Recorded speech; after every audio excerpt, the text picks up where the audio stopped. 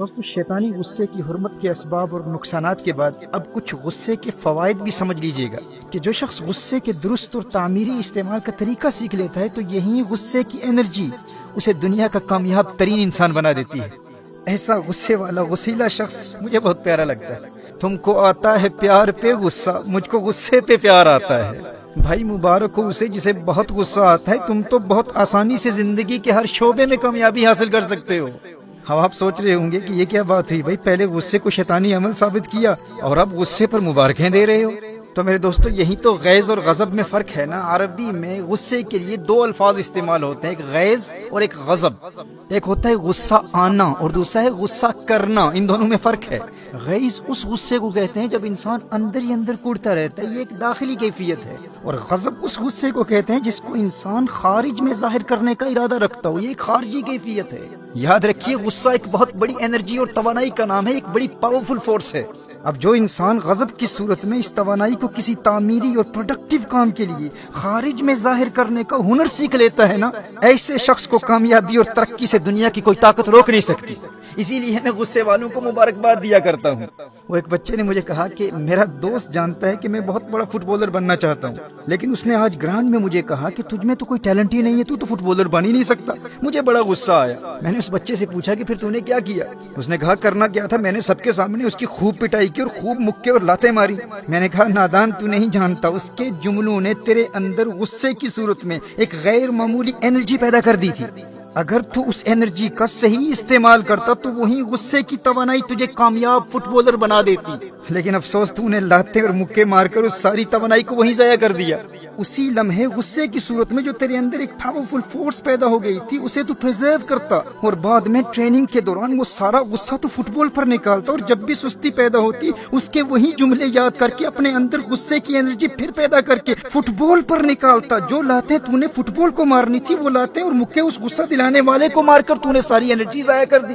میرے دوستو اس بات کو سمجھنا، جب انسان کو کوئی غصہ دلاتا ہے نا تو اس کی سانس پھولتی ہے، دل کی دھڑکن تیز ہوتی ہے، اسے پسینہ آتا ہے، بلڈ ویسلز ڈائلیٹ ہوتی ہیں، خون کی رگیں کھلتی ہیں، دوران خون میں اضافہ ہوتا ہے، چہرہ سرخ ہو جاتا ہے۔ غصہ انسان کے اندر اس قدر موٹیویشنل انرجی پیدا کر دیتا ہے۔ یونیورسٹی آف ایمسٹرڈم کی 2009 کی ایک اسٹڈی کے مطابق غصے کی یہ کیفیت انسان کی کریٹیو ایبیلٹی، انسان کی تخلیقی صلاحیتوں کو بڑھا دیتی ہے۔ آپ نے ہمیشہ غصے کے نقصانات کو ہی سنا ہے، آپ کو غصے سے حاصل کیے جانے والے فوائد کا اندازہ ہی نہیں ہے۔ University of New South Wales کی ایک اسٹڈی کے مطابق جو انسان غصے کی انرجی کے درست استعمال کا طریقہ سیکھ لیتا ہے، ایسے غصے والے شخص کو دھوکہ دینا آسان نہیں ہوتا، وہ کبھی کسی سے دھوکہ نہیں کھاتا۔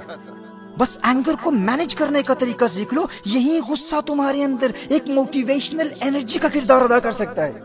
جس طرح پیاس پیاسے کو پانی تلاش کرنے کے لیے موٹیویشن دیتی ہے، بھوک بھوکے کو کھانا تلاش کرنے کے لیے موٹیویٹ کرتی ہے، عین اسی طرح غصہ انسان کے اندر اس کے گول کو اچیو کرنے کی غیر معمولی موٹیویشن پیدا کر سکتا ہے۔ بڑے مقاصد والا انسان، بڑے اہداف والا انسان، بڑی ڈریم والا انسان اپنا سارا غصہ اپنے گول پر نکالتا ہے اور غصے کی توانائی کے ذریعے اپنے گولز اور اپنے مقاصد کو اچیو کرتا ہے۔ لیکن جن کی زندگی کا کوئی مقصد ہی نہیں ہوتا، کوئی گول ہی نہیں ہوتا، انہیں بھی غصہ کہیں نہ کہیں تو نکالنا ہوتا ہے نا، تو پھر وہ اسی پر نکالتا ہے جو اسے غصہ دلاتا ہے، کیونکہ مقصد پر نکالنے کے لیے مقصد ہے ہی نہیں زندگی کا، جس کے نتیجے میں قتل ہوتے ہیں، دشمنیاں پیدا ہوتی ہیں، لوگ جیلوں میں چلے جاتے ہیں۔ جائیے پریزنز میں جا کر دیکھیے، جیلوں میں جا کر دیکھیے، بڑے بڑے ذہین اور علم والے لوگ 20-20 30-30 سالوں سے جیلوں میں اپنی زندگی برباد کر رہے ہیں۔ ان کی لائف سٹوری ان سے پوچھیے، چونکہ زندگی میں کوئی بڑا گول ہی نہیں تھا، کسی نے ایک لمحے کے لیے غصہ دلایا، غصے کو مینج کرنے کا وہ طریقہ نہیں جانتے تھے، اور غصے کو استعمال کرنے کے لیے ان کی زندگی کا کوئی مقصد اور ہدف تھا ہی نہیں، تو انہوں نے کیا کیا، اپنا غصہ اسی پر نکال دیا، اس شخص کو زخمی کر دیا، اسے قتل کر دیا اور اپنی ساری زندگی برباد کر دی۔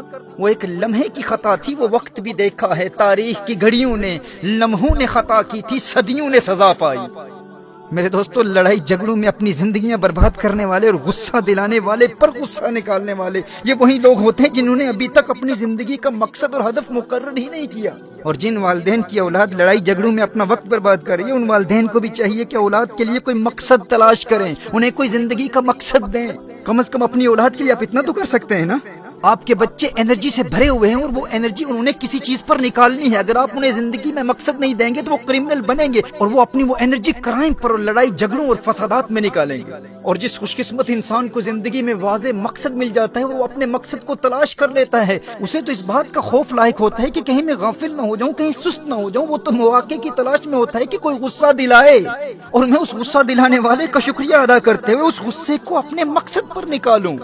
وہ ہے نا کہ جب بھی آتا ہے آپ پر غصہ شاعری پر اتار دیتے ہیں.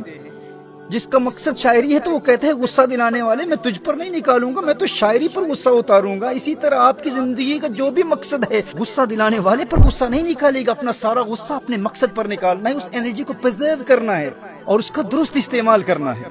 دیکھیے یہ غصہ اور مقصد سے محبت, یہ وہ دو جذبات ہیں, دو ایموشنز ہیں جو کامیابی کی گاڑی میں منزل تک پہنچنے کے لیے پیٹرول کا کردار ادا کرتی ہیں.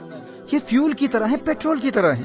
اگر گاڑی لیمبورگینی ہو یا فراری ہو, لیکن وہ فراری وہ قیمتی گاڑی ایسے مقام پر ہے جہاں دور دور تک پیٹرول کا نام و نشان بھی نہیں ہے, تو کیا ایسی گاڑی کامیابی کی منزل تک پہنچ جائے گی؟ ہرگز نہیں. آپ یوں سمجھیے کہ آپ خود گاڑی ہیں, آپ کامیابی کے مسافر ہیں, آپ قیمتی گاڑی ہیں, یعنی آپ کے پاس وسائل بھی ہیں, آپ ٹیلنٹڈ بھی ہیں اور منزل کا علم بھی ہے, لیکن منزل تک پہنچنے کا جذبہ ہی نہیں, اور کوئی پیٹرول ڈالنے والا, کوئی غصہ دلانے والا ہی نہیں, کوئی آپ کو نکما, فیلئر یا لوزر کہنے والا ہی نہیں. تو اگر کوئی غصہ دلانے والا ہی نہیں, جوش ہی نہیں, جذبہ ہی نہیں, عزم ہی نہیں, ولولہ ہی نہیں, ہمت ہی نہیں, جنون ہی نہیں, تو آپ اس ٹیلنٹ کا کیا کریں گے؟ گاڑی تو قیمتی ہے لیکن وہ وہیں پڑی کی پڑی رہ جائے گی. آپ کے اندر ٹیلنٹ تو بہت ہے لیکن وہ آپ کے اندر ہی پڑا رہے گا اور آپ قبر میں چلے جائیں گے. اگر آپ کے پاس ٹیلنٹ ہے, وسائل ہیں, آپ کسی امیر باپ کے بیٹے ہیں, آپ کے روابط ہیں, کانٹیکٹس ہیں, سفارشیں ہیں, سب کچھ ہے, لیکن غصے اور مقصد کی محبت کا پیٹرول آپ کی قیمتی گاڑی میں نہیں ہے, تو آپ کی وہ قیمتی گاڑی آپ کے گیراج میں ہی پڑی رہ جائے گی. وہ گاڑی کبھی کامیابی کی منزل تک پہنچ نہیں پائے گی. لیکن اگر گاڑی پرانی ہے اور خراب بھی ہے, یعنی انسان غریب ہے, وسائل بھی نہیں اور زیادہ ٹیلنٹ بھی نہیں, لیکن پیٹرول بہت ہے, فیول بہت ہے, کامیابی سے محبت ہے, اپنے مقصد سے محبت ہے, اپنے گول سے شدید محبت ہے, غصہ بھی ہے اور غصہ دلانے والے بھی بہت ہیں, پیٹرول ڈالنے والے بھی بہت ہیں, جو بار بار تانے دے کر ہمارے باطن میں آگ لگاتے ہیں نا, ارے تو نکما ہے, تیرے خاندان میں کوئی کامیاب نہیں ہوا, تو اپنا فیملی بیک گراؤنڈ دیکھ, اپنے آپ کو دیکھ, اپنا منہ دیکھ, تو کیسے کامیاب ہو سکتا ہے؟ لوگ بار بار غصہ دلا کر اس کم قیمت اور پرانی گاڑی میں پیٹرول ڈالتے رہتے ہیں اور ہم پر مہربانیاں کرتے رہتے ہیں, لیکن ایسی گاڑی پرانی بھی ہو, اس میں پیٹرول بہت ہوتا ہے, انسان غریب بھی ہے, وسائل بھی نہیں ہے, ٹیلنٹ بھی نہیں ہے, لیکن پھر بھی وہ کامیابی کی منزل تک پہنچ جاتا ہے. وہ غریب بھی ہو, وسائل بھی نہ رکھتا ہو, زیادہ ٹیلنٹڈ بھی نہ ہو, لیکن اس کے اندر جوش ہو, جذبہ ہو, جنون ہو, ہمت ہو, ولولہ ہو, اور غصے کو ایک پازیٹیو انرجی کی طرح دیکھتا ہو اور غصے کے تعمیری استعمال کا ہنر سیکھ چکا ہو. ایسی گاڑی پرانی بھی ہو, کم قیمت بھی ہو, خراب بھی ہو, وہ ایک نہ ایک دن کامیابی کی منزل تک پہنچ جاتی ہے, کیونکہ وہ اپنے مقصد سے محبت اور غصے کے پیٹرول سے بھری ہوئی ہوتی ہے. اور دوسری جانب لیٹسٹ فراری ہے لیکن اس کے اندر پیٹرول ہی نہیں ہے, وہ منزل تک پہنچنا تو کجا, وہ تو گیراج سے بھی باہر نہیں نکل پاتی. اپنے معاشرے میں دیکھیں یہ امیروں کی بگڑی ہوئی اولاد آخر کیوں کوئی غیر معمولی کارنامہ سر انجام نہیں دے پاتی؟ اگرچہ ان میں ٹیلنٹڈ لوگ بھی ہوتے ہیں, وسائل بھی ہوتے ہیں, لیکن اپنے باپ کی کامیابی میں ان کا کوئی کردار نہیں ہوتا, اور لوگ انہیں دیکھ کر انہیں کامیاب سمجھ رہے ہوتے ہیں, اس لیے انہیں کوئی غصہ دلانے والا بھی نہیں ہوتا. جب لوگ ان کے بنگلوں اور چمکتی گاڑیوں کو دیکھتے ہیں تو وہ انہیں کامیاب سمجھتے ہیں کہ یہ خود کامیاب ہیں, اس لیے انہیں کوئی تانا نہیں دیتا. انہیں کوئی لوزر یا فیلئر کہہ کر ان کے اندر غصے کی انرجی پیدا کرنے والا کوئی ہوتا ہی نہیں, لوگ تو ان کو پہلے سے ہی کامیاب سمجھتے ہیں. تو اسی لیے یہ بہت کم ہوتا ہے کہ کسی امیر کا بیٹا کوئی قابل ذکر کارنامہ سر انجام دے کر اپنے باپ سے بھی آگے نکل جائے. تو ایسے لوگ ان مہنگی گاڑیوں کی طرح ہوتے ہیں جن میں پیٹرول نہیں ہوتا, کیونکہ کوئی پیٹرول ڈالنے والا ہی نہیں ہے نا. لیکن دوسری جانب ایک غریب شخص جو غصے کے پیٹرول کا درست استعمال سیکھ لیتا ہے وہ سب سے آگے نکل جاتا ہے. جس کے پاس پہلے سے کچھ ہوتا ہے وہ کامیاب ہو بھی جائے لیکن اس کی کامیابی بہت محدود ہوتی ہے. غیر معمولی کامیابی وہی حاصل کرتا ہے, ہیرو وہی بنتا ہے جو پہلے زیرو ہوتا ہے. ہیرو وہی بنتا ہے جو پہلے زیرو ہوتا ہے. فلمی ہیرو نہیں, حقیقی زندگی کے ہیرو کی بات کر رہا ہوں. میرے دوست یاد رکھنا, سٹوری وہی بنتا ہے جس کے پاس کچھ نہ ہو اور پھر سب سے آگے نکل جائے. وہ پاکستان کی ایک بڑی شخصیت نے مجھ نااہل سے کہا تھا کہ جس فیلڈ میں تم ہو اس میں تو تمہارا کوئی فیملی بیک گراؤنڈ تو ہے ہی نہیں, اور یورپ اور امریکہ میں تو تمہاری کامیابی سمجھ میں آتی ہے کہ تم وہیں رہتے ہو, لیکن ہند و پاک میں تمہارے چاہنے والوں کی تعداد ملینز میں ہے. بھائی برطانیہ میں بیٹھ کر بات کرتے ہو اور دنیا میں لاکھوں لوگ تمہیں سنتے ہیں, جبکہ اس فیلڈ میں تمہارا کوئی فیملی بیک گراؤنڈ ہی نہیں ہے. اور دوسری جانب پاکستان میں اسی فیلڈ کے خاندانی لوگوں کا پیغام انتہائی محدود لوگوں تک پہنچتا ہے. تو میرا جواب یہی تھا بھائی کہ فیملی بیک گراؤنڈ اور موافق حالات انسان کو کمزور بنا دیتے ہیں. تو میرے وہ دوست جو وسائل کے نہ ہونے کی وجہ سے مایوسی کا شکار ہو جاتے ہیں, یاد رکھنا سٹوری وہی بنتا ہے جو صفر سے شروع کرتا ہے, جو زیرو سے شروع کرتا ہے. ہیرو وہی ہوا کرتا ہے. लोगों के तानों से कभी हिम्मत नहीं हारना और ना ही उनसे कभी झगड़ा करना। मेरे दोस्त मेरे भाई, अहद के बाद कभी भी कोई गुस्सा दिलाए, गुस्से की एनर्जी को अपने मकसद पर निकालते रहना। किसी अमीर के तानों से तेरे आज़म और हौसले में हरगिज कमजोरी पैदा ना हो। अमीर बाप की कमाई पर अय्याशी करने वाली बिगड़ी हुई औलाद की किसी महंगी गाड़ी को देखकर कभी मरूब नहीं होना तूने।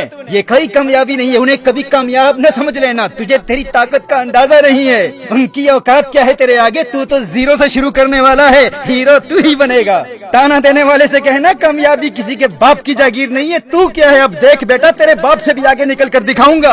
मेरे दोस्त मेरे भाई, अहद के बाद कभी भी कोई गुस्सा दिलाए तो उस गुस्से को उस गुस्सा दिलाने वाले पर नहीं, अपनी मंजिल, अपने मकसद और अपने गोल पर निकालना। और जब वो मंजिल मिल जाए तो रुकना नहीं है, आगे बढ़ना है, नई मंजिल तलाश करनी है। और जब वो मंजिल मिल जाए तो एक और मंजिल मुकर्रर करना, फिर नई मंजिल, फिर नई मंजिल, फिर नई मंजिल। और दुनिया की कोई ताकत तेरी नई मंजिलों की तलाश और उनके हुसूल के सफर को रोक नहीं सकती। मंजिल से आगे बढ़कर मंजिल तलाश कर, मिल जाए तुझको दरिया तो समंदर तलाश कर। सजदों से तेरे क्या हुआ, सदियां गुजर गई, दुनिया तेरी बदल दे वो सजदा तलाश कर। ईमान तेरा लुट गया रहज़न के हाथों से, ईमान तेरा बचा ले वो रहबर तलाश कर। हर शख्स जल रहा है अदावत की आग में, इस आग को बुझा दे वो पानी तलाश कर। हर शीशा टूट जाता है पत्थर की चोट से, पत्थर ही टूट जाए वो शीशा तलाश कर। गुस्से वालों को एक मर्तबा फिर मुबारक देता हूँ, मुबारक हो तुम्हें। बस याद रहे ये गुस्सा पेट्रोल है, पेट्रोल। इसको गाड़ी पर डालकर एक माचिस से गाड़ी को जलाया भी जा सकता है, और गुस्से के पेट्रोल को गाड़ी में डालकर कामयाबी की मंजिल तक पहुंचाया भी जा सकता है। फिर मुबारक देता हूँ गुस्से वालों, तुम्हें मुबारक हो। बस मुस्बत और तामीरी इस्तेमाल का हुनर सीख लो।